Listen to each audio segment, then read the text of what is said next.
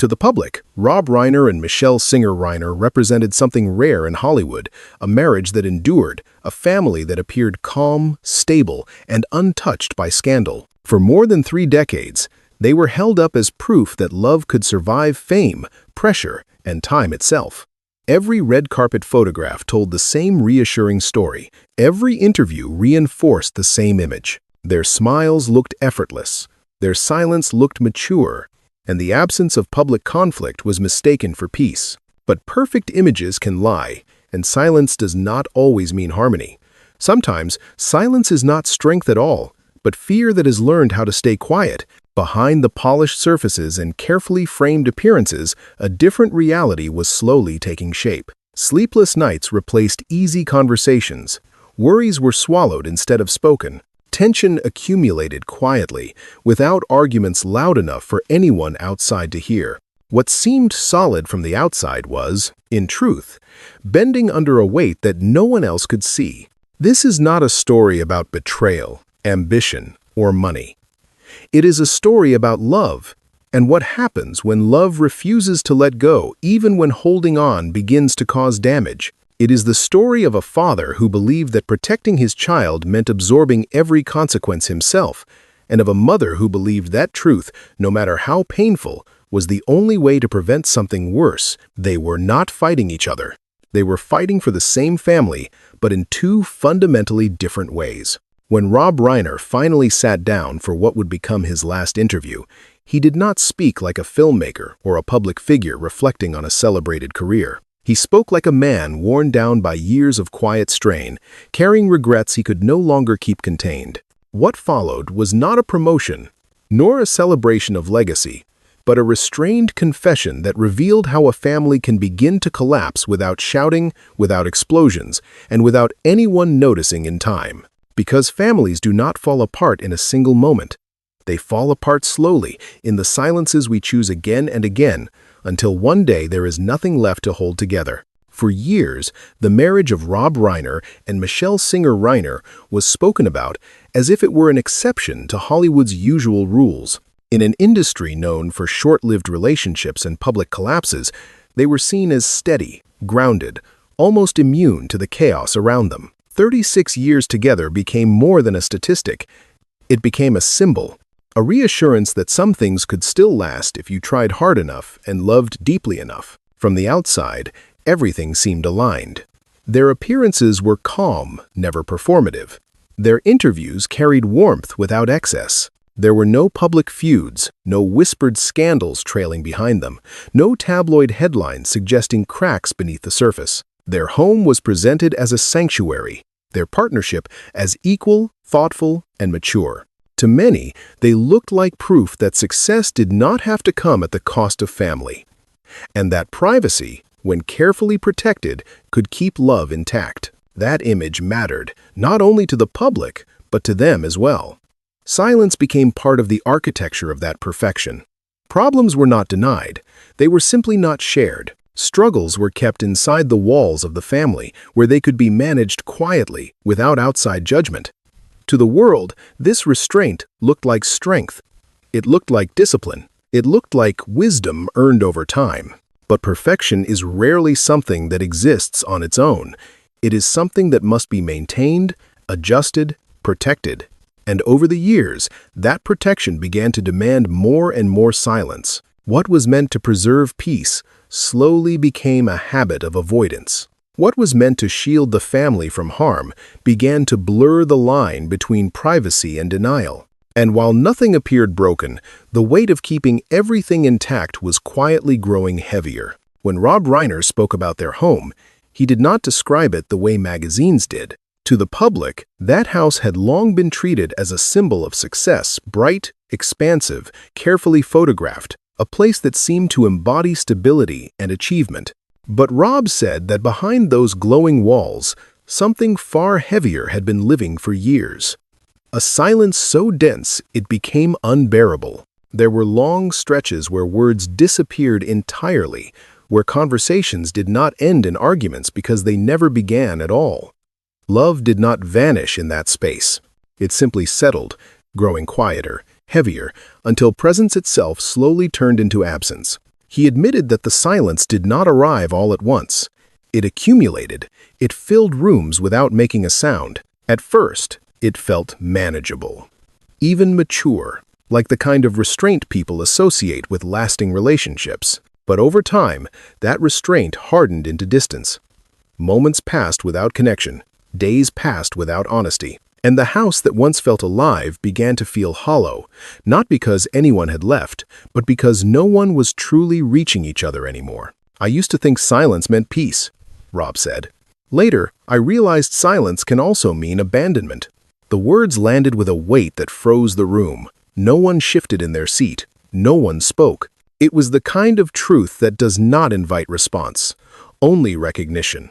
In that moment, the image of the perfect home collapsed inward, revealing what had been hidden in plain sight all along.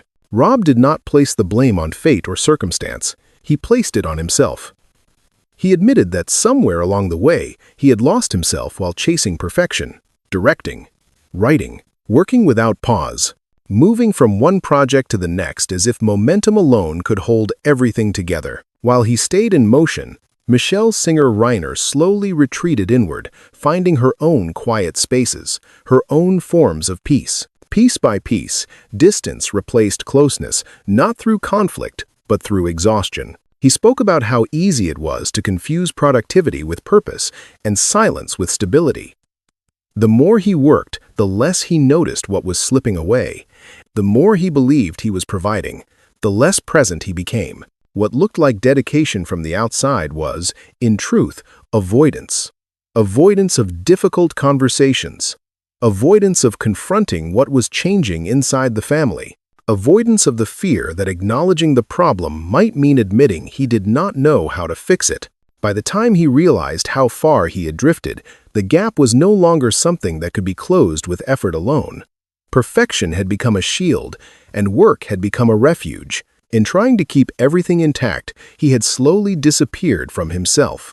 And the silence he once believed would protect his family had begun to take something from all of them instead. Looking back, Rob traced the beginning of everything to a moment that once felt like pure redemption. Meeting Michelle Singer on the set of When Harry Met Sally did more than change his personal life.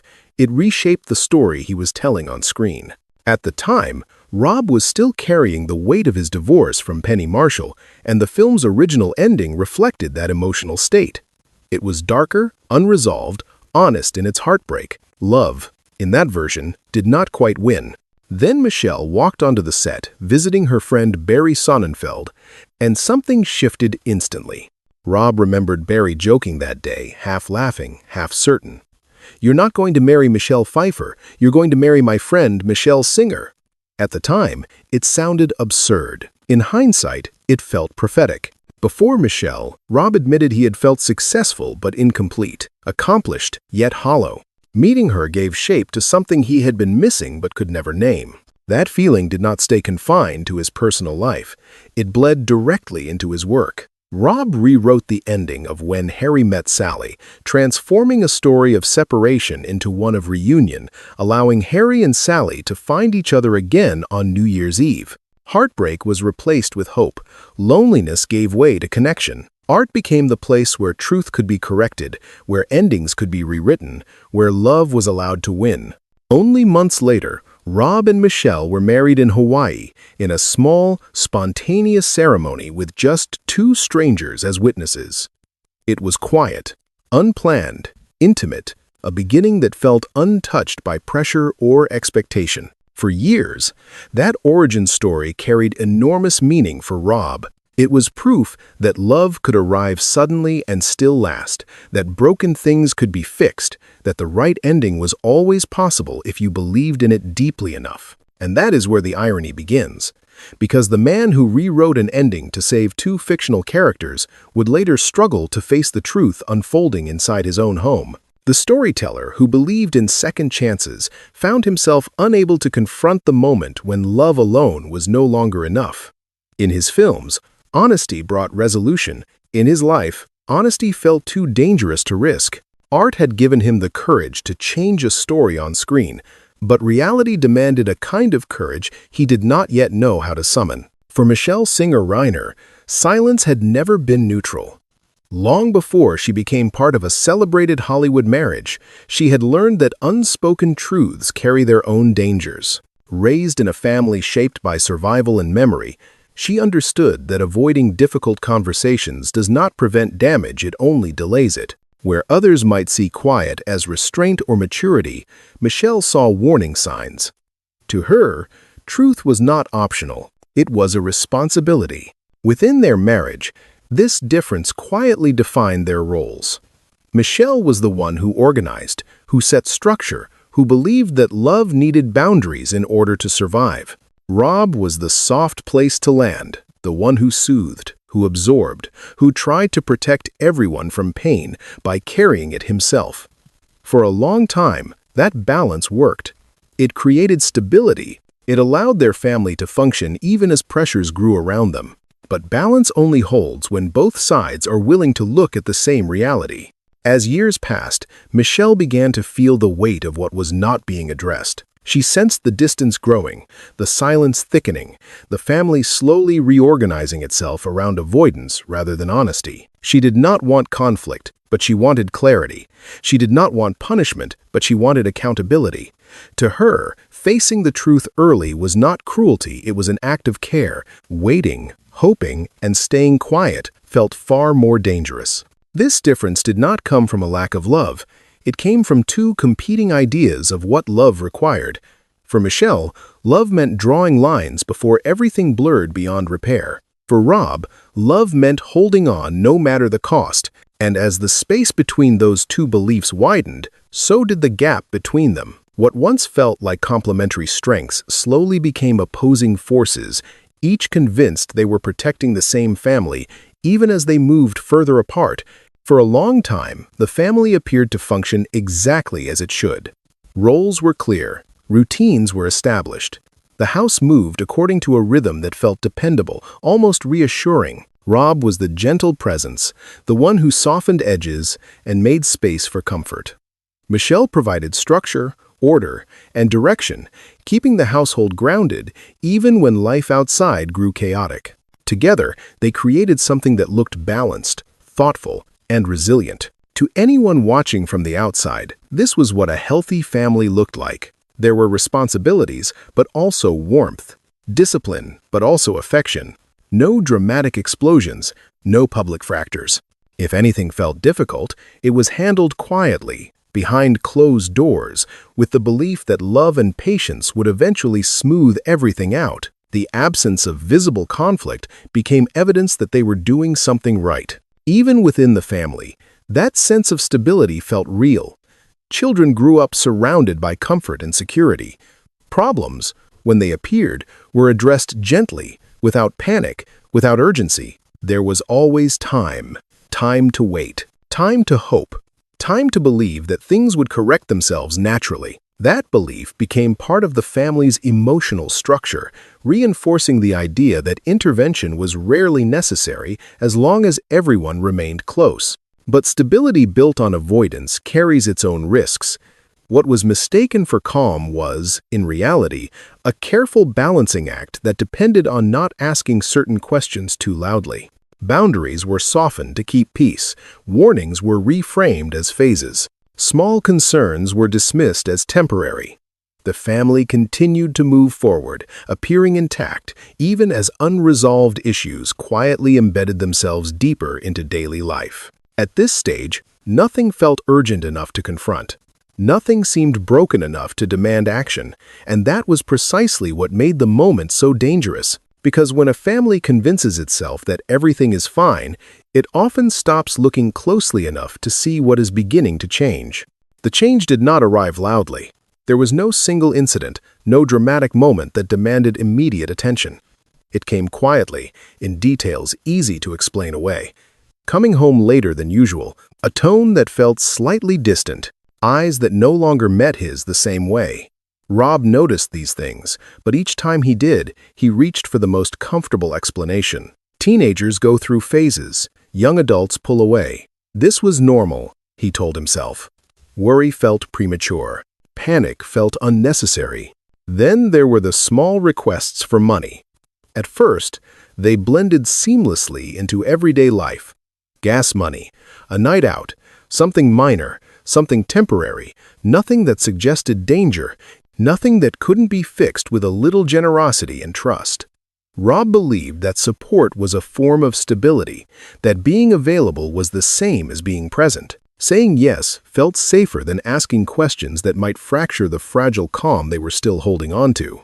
But over time, the requests grew closer together, less specific, more urgent. Explanations became thinner.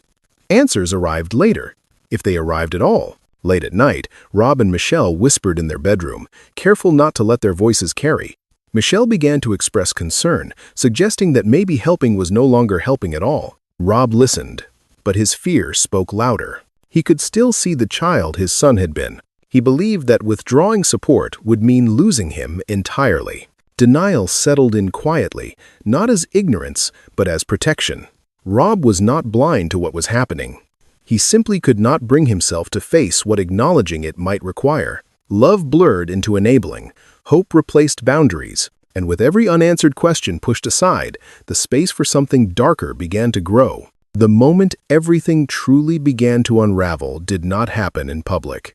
It happened at night, behind closed doors, in a house that was supposed to feel safe. The tension that had been building quietly finally broke through in ways Rob could no longer explain away. There were nights when his son would bang on the door, his voice unfamiliar, sharp, filled with a desperation that did not sound like the child Rob had raised. The walls absorbed the noise, the house held it in. Nothing escaped to the outside world. One night, the fear crossed a line that could not be uncrossed. In the chaos of raised voices and confusion, his son shoved him hard enough to pin him against the wall. Michelle froze where she stood, unable to move, unable to speak, watching a scene she never believed would unfold inside their home. Rob would later say that in that instant, something shattered. "I didn't see my child," he admitted quietly. "I saw a stranger wearing my son's face." The silence that followed was heavier than the violence itself. No one knew what to say. No one knew how to restore what had just been broken. Rob felt fear, but beneath it lived something far more powerful: love that refused to retreat, even when retreat might have been safer. When asked why he never called the authorities, his answer was simple and devastating. "Because I'm a father," he said. One call, he believed, could destroy his son's future forever. The media, the labels, the damage that could never be undone. But beneath that fear lived a harsher truth Rob struggled to face. Love alone, no matter how fierce, is not always enough to save someone you would give everything for. And once fear takes root inside a home, it does not leave quietly. It stays, it waits, and it changes the shape of everything that follows. What made the situation even harder to confront was the world they lived in. Hollywood did not simply watch families fall apart. It amplified every fracture, dissected every failure, and turned private pain into public narrative. Rob understood that better than most. One wrong move, one phone call, one headline, and his family's struggle would no longer belong to them. It would belong to everyone else.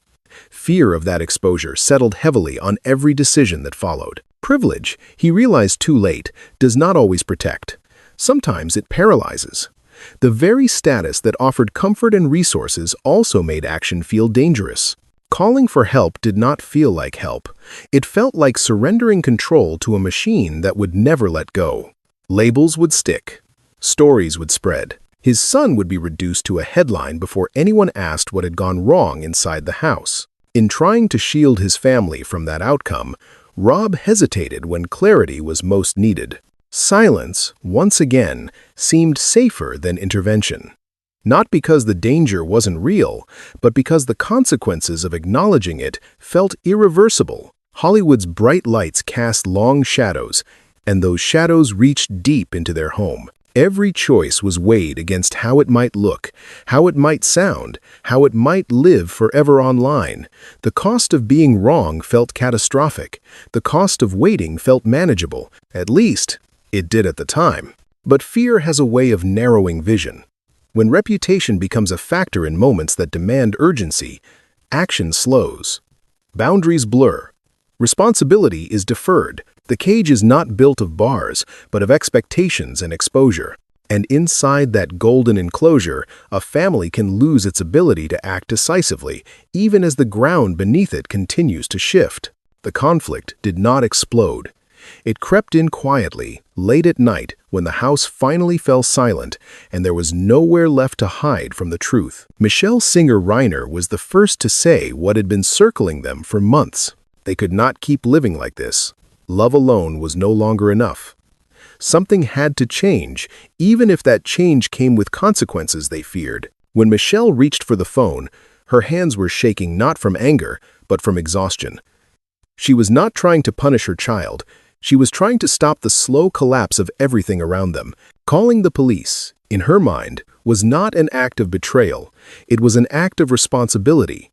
A final attempt to draw a line before the damage became irreversible. Rob Reiner stepped in front of her without thinking. "Don't," he pleaded, not because he didn't see the danger, but because he saw only one outcome: handcuffs, headlines, a future permanently defined by a single night. In that moment, every fear he had ever carried rushed forward at once. If he let go, even for a second, he believed he would lose his son forever. Michelle broke down, not in rage, but in quiet despair.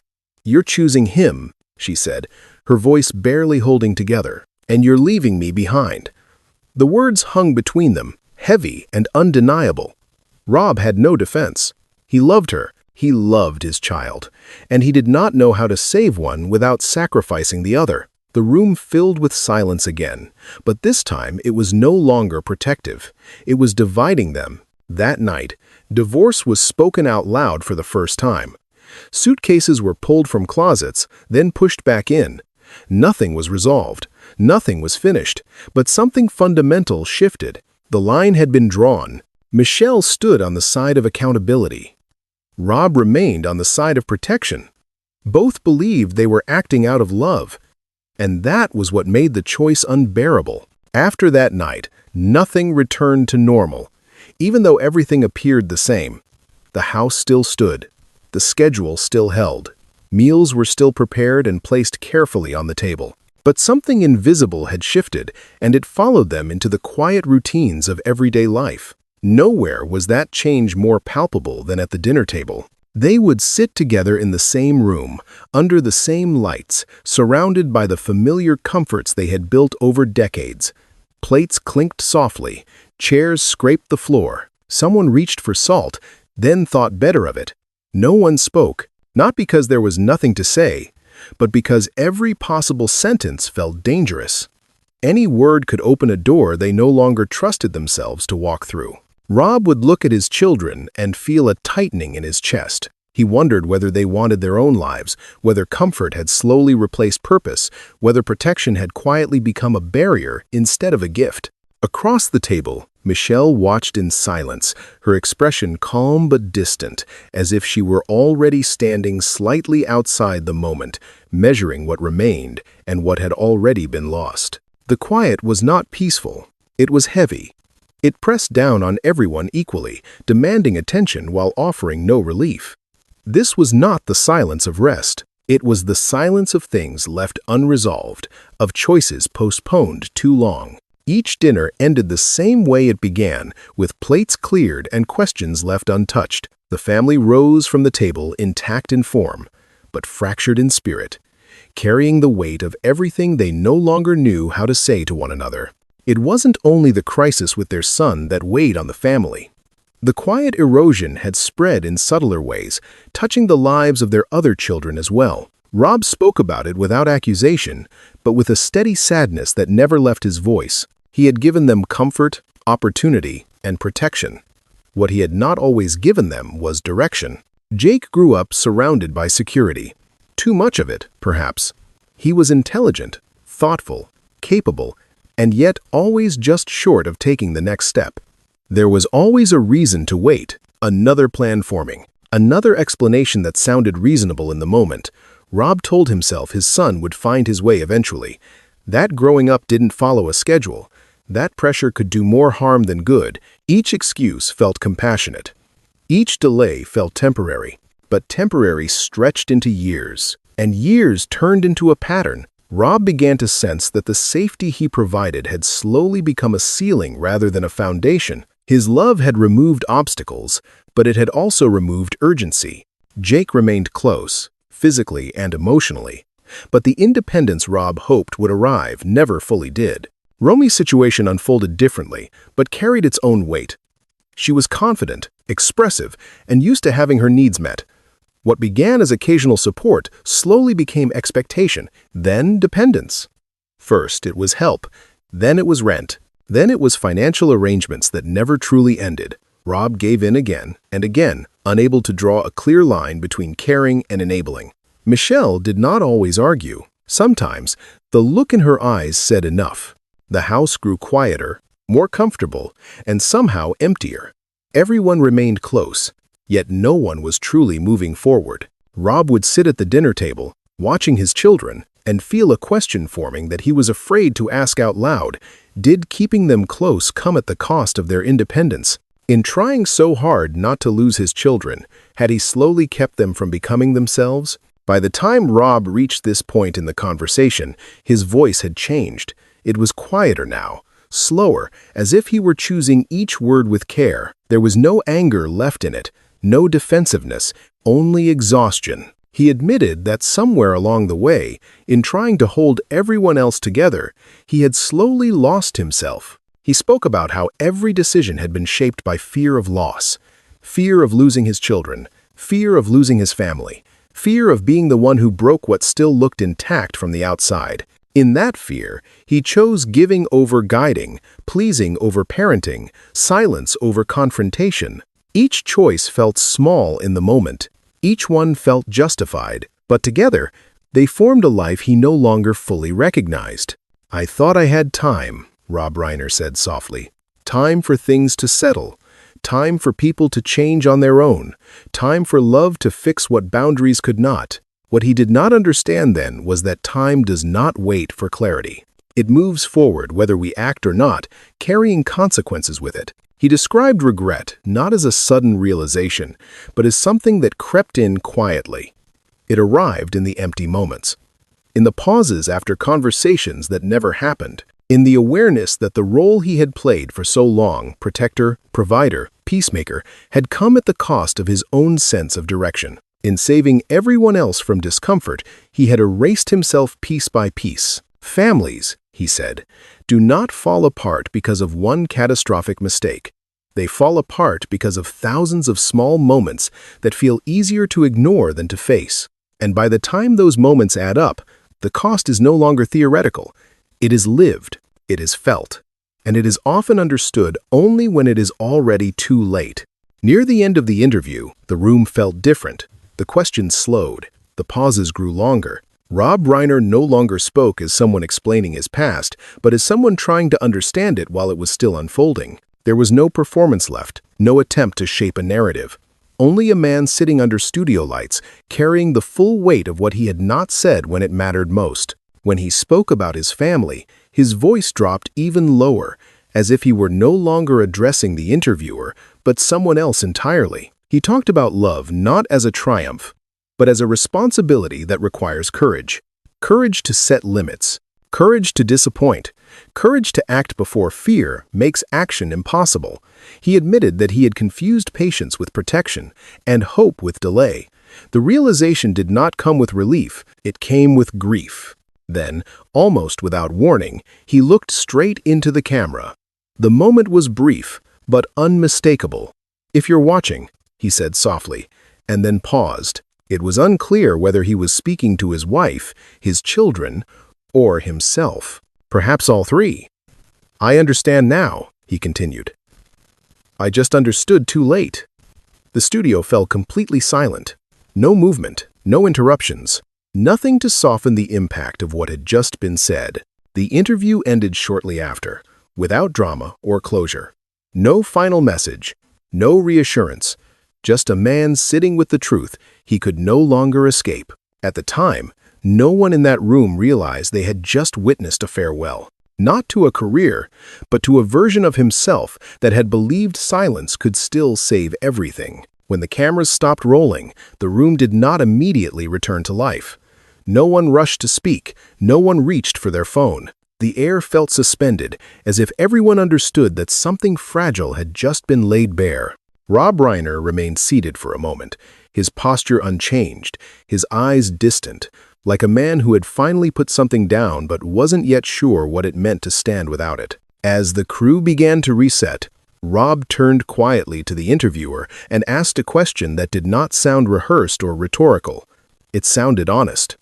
"Do you think my family will be happy?" There was no search for reassurance in his voice, only uncertainty. The interviewer paused, then answered carefully, "Happiness will come." Rob nodded slowly, closing his eyes for a brief second, as if he were trying to believe that the answer could still apply to all of them. At the time, the exchange felt intimate, almost invisible. Just a few words spoken after the work was done. But in retrospect, it carried the weight of everything that had come before it. It was the question of a man who had spent his life trying to protect the people he loved, now wondering whether protection had been enough, or whether it had come at a cost too high to calculate. When the interview later aired in full, unedited, viewers felt that moment differently. They did not hear a famous director searching for closure. They heard a father confronting the possibility that love, when guided by fear, can still lead to loss. The silence after his question lingered longer than any answer ever could. 1 month later, everything they had been holding together collapsed. There was no gradual fade, no warning that prepared anyone for what came next. The news arrived abruptly, like an electric shock, cutting through the illusion that time was still available. The same family the public believed had weathered its storms in private was suddenly frozen in a single devastating moment. Inside their own home, the place that had once symbolized success, safety, and endurance, Rob and Michelle were found together. The details that followed moved quickly, too quickly to process. What stunned the public even more than the loss itself was what came next. Their son, the one Rob had spent years trying to protect from consequences, from exposure, from irreversible damage, was identified as the one responsible. In an instant, every fear Rob had spoken about during the interview became reality. The headlines he had dreaded appeared anyway. The scrutiny he tried to avoid arrived without mercy. The silence he believed would shield his family did not save them. It only delayed the reckoning until it came all at once, with nothing left to soften the impact. When the interview was replayed after the news broke, his words landed differently. What once sounded reflective now felt like a warning left behind in real time. "I was afraid of losing my child," he had said. Now, that fear echoed with a cruel clarity. The time he believed he had was gone. The moment to act had passed, and the cost of waiting could no longer be measured in hypotheticals. The story shattered the image that had surrounded them for decades. The photographs no longer reassured, the smiles no longer comforted. What remained was a haunting question that reached far beyond one family. How many homes look perfect from the outside while quietly breaking apart within? How often does love, when left without boundaries, become the very thing that accelerates destruction? This was not a tragedy that arrived from the outside. It grew slowly, patiently, inside the space they trusted most. And when it finally emerged, it carried with it the unbearable truth that silence, chosen out of love and fear, can still lead to irreversible loss. This story does not end with answers. It ends with a question, one that Rob Reiner never fully escaped, and one that many families quietly live with every day. How much love is too much love? At what point does protection stop being care and start becoming harm? And how long can silence be mistaken for peace before it becomes the thing that breaks everything? From the outside, it is easy to judge, to say what should have been done, to imagine clearer boundaries, firmer action, braver choices.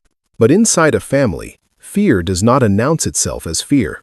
It disguises itself as patience, as hope, as loyalty.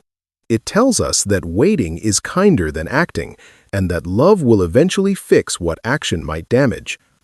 By the time that illusion fades, the cost is often already paid. Rob did not speak to shock anyone. He spoke because silence had finally failed him. His final words were not a confession of guilt, but a recognition of truth that love without limits can still destroy, and that refusing to act is also a choice, even when it feels like none at all. His story is not a warning meant to accuse, but a mirror meant to reflect something uncomfortable. Because behind many perfect homes, there are conversations that never happen, lines that are never drawn, decisions that are postponed until time quietly removes the option to make them at all. The most frightening part is not how this story ended, but how familiar the beginning feels. So, the question remains, long after the screen goes dark, if love is not enough on its own, what else does it require from us? And if we recognize the silence in our own lives, will we have the courage to break it before it becomes irreversible?